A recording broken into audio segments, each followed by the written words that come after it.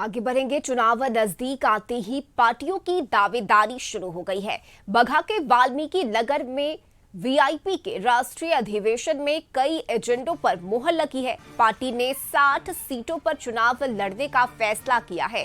साथ ही सरकार बनने पर डिप्टी सीएम पद की भी डिमांड पार्टी ने रखी है। राष्ट्रीय अध्यक्ष मुकेश सहनी ने इसका ऐलान किया। चुनाव में वीआईपी 50% टिकट अति पिछड़ा और एससी को देगी। इससे पहले सोमवार को मुकेश सहनी ने महागठबंधन के साथ चुनाव लड़ने का ऐलान किया था।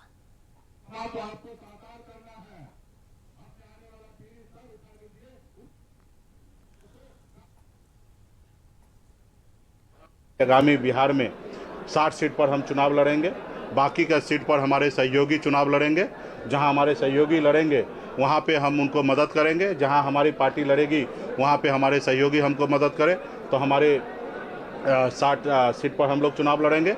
हमारी पार्टी का मुख्य है कि हमारी सरकार बनने के बाद हमारी पार्टी की तरफ से deputy chief minister VIP party का होगा। तो ये भी हमारे आज के एजेंडा में पास हुआ है। हमने जीविका दीदी के लिए भी हमने एजेंडा बनाया, उसमें बहुत सारा बदलाव के साथ भविष्य में काम करेंगे। और सहयोगी गौतम इस वक्त हमारे साथ जुड़ गए हैं। गौतम, देखिए चुनावी साल है बिहार में और ऐसे में सभी पार्टियों की तैयारी भी चुनाव को लेके शुरू हो गई है, लेकिन वीआईपी का ये एक दावा भी है या फिर हम इसे कह सकते हैं कि ये एक शर्त रखा गया है पार्टी की तरफ से कि अगर हम महागठबंधन के साथ चुनाव लड़ते हैं और अगर हम चुनाव जीतते हैं तो डिप्टी सीएम वीआईपी पार्टी का होगा। देखिए एक जो है प्रेशर पॉलिटिक्स अब शुरू हो चुकी है। देखिए राजनीतिक दलों की अगर बात करें तो पक्ष और विपक्ष, जहां एक तरफ एनडीए है जिसमें जीतन राम मांझी, उपेंद्र कुशवाहा, चिराग पासवान, नीतीश कुमार की पार्टी जेडीयू और बीजेपी है।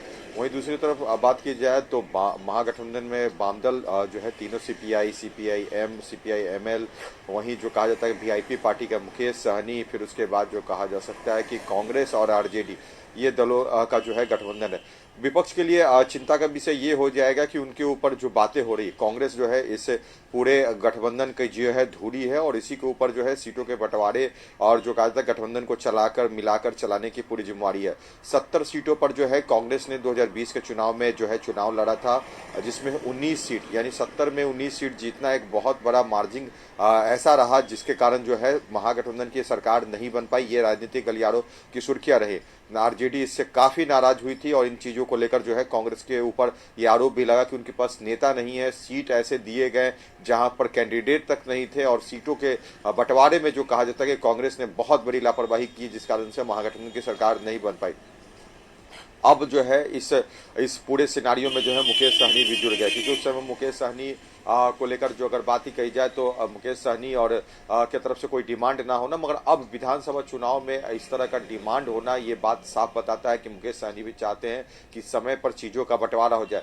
देखिए मैं कुछ पहले इससे पहले जो चुनाव हुआ था बिहार विधानसभा का, उसमें मुकेश सहनी को जो दरकिनार कर दिया गया था। मुकेश सहनी फिर उसके बाद जो है एनडीए के साथ जाकर उन्होंने चुनाव लड़ा था और भरे प्रेस कॉन्फ्रेंस में उन्होंने तेजस्वी पर आरोप लगाया कि मेरे पीठ पर खंजर घोंपने का काम किया गया था। मौर्या होटल में प्रेस कॉन्फ्रेंस चल रहा था और बीच प्रेस कॉन्फ्रेंस यानी पूरा लाइव टेलीकास्ट ये पूरा कार्यक्रम हो रहा था। उस दौरान मुकेश सहनी बीच से निकल के चले गए। अब मुकेश सहनी वो चीजें नहीं चाहते कि अंतिम समय में सीटों का बंटवारा हो, सीटों के शेयरिंग पर जो है कहा जा सकता है कि कोई मतभेद हो और जनता के बीच में सही से मैसेज जाए, ताकि कैंडिडेट को चुनाव में तैयारी जाने के लिए भी करने का मौका मिले और जनता को अपने कैंडिडेट को पहचानने का भी मौका मिले। तो इन तमाम चीजों को लेकर मुकेश सहनी ने कल घोषणा कर दी कि 60 सीटों पर, एक तरफ कांग्रेस 70 सीट तो वहीं दूसरी तरफ जो है 60 सीटों पर जो और सवाल यही है कि सीट को लेकर तो पहले से ही पेच फंसा हुआ है। ऐसे में अब मुकेश सहनी का ये ऐलान करना कि हम 60 सीट पर चुनाव लड़ेंगे, तेजस्वी यादव कैसे सामंजस्य बिठाएंगे इसमें,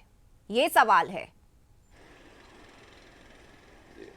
देखिए एक बड़ी बात ये होगी कि तेजस्वी प्रसाद भी ये समझ रहे हैं कि इस बार का जो माहौल है उन्होंने अपने दम पर यानी रोजगार के विषय पर बना कर रखा है। जनता को अगर उन्हें चुनना है, सरकार में आने का मौका देना, तो ये बहुत ही उपयुक्त समय, क्योंकि इस बार जो लोकसभा चुनाव 2024 का जो परिणाम आया उसमें विपक्ष को जो जनता ने मैंडेट दिया और बिहार में भी जो कहा जा सकता है कि जो एनडीए की सीटें कम हुई, उससे एक मैसेज गया है कि विपक्ष का पलड़ा भारी हो सकता है अगर सही मेहनत सही समय पर कर दी जाए। मुकेश सहनी भी जो है 60 60 सीटों पर जो दावेदारी कर रहे हैं, हालांकि ये 60 सीटें कहीं से भी हमको ये जो पहले अनुमान जो लगाने की बात राजनीति में हो रही है वो उसमें कोई सच्चाई नहीं दिख रही है कि 60 सीटों पर समझौता होगा, क्योंकि वीआईपी पार्टी का गठन हो या उसकी जो एक राजनीतिक इतिहास की बात करें तो बहुत ही कम समय बिताए हुए और बहुत ही कम समय में जो है तेजस्वी प्रसाद यादव से जुड़ना है, एनडीए के साथ जुड़ना, चुनाव में जाना, मात्र जो कहा जा सकता है कि एक बार जो पार्टी के 4 विधायक बने थे वो भी एनडीए के साथ बने थे, वो भी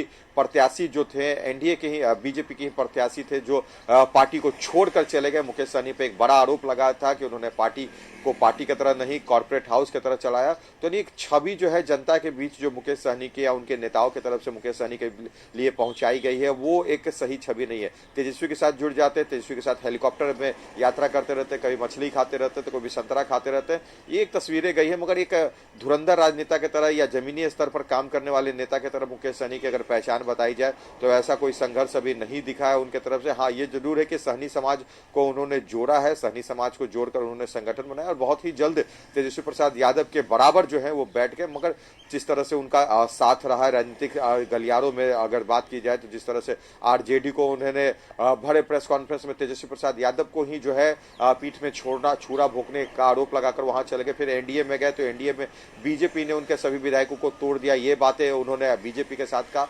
यानी कहीं भी अस्थिरता की राजनीति मुकेश सहनी के साथ अभी तक जितने सालों में यानी 5 से 10 सालों के बहुत ही 10 साल में ज्यादा ही कह रहा हूँ, 10 सालों के अंदर ही जो है, क्योंकि शुरुआती दौर में मुकेश सहनी को भले कोई यहाँ पर नहीं जानता मगर धीरे धीरे उन्होंने अपनी पहचान बनी। तो एक जो उनका जो सफर बीता है वो सफर के अनुसार जिस तरह से वो बार्गेनिंग करना चाहते हैं कांग्रेस 70 सीटों पर, यानी कांग्रेस ऐसी पार्टी जो आजादी के चुनाव के आजादी के लड़ाई के समय ही भी जो है वो एक्टिवेट थी और एक केंद्र में उनकी सत्ता काफी बड़े समय पर रही है, उन चीजों के तरफ वो अगर समझते हुए बार्गेनिंग कर रही है आरजेडी से, तो आरजेडी का भी स्टैंड क्लियर, क्योंकि लालू प्रसाद यादव बाहर आ गए। लालू प्रसाद यादव भी जान रहे हैं कि चुनाव में किसको कितनी सीट देनी है और क्या समीकरण होगा। बिल्कुल गौतम, और बड़ा दिलचस्प होगा ये देखना कि महागठबंधन में सीटों के फंसे पेच को कैसे सुलझाया जाता है। बहुत शुक्रिया आपका गौतम इन तमाम जानकारी के लिए।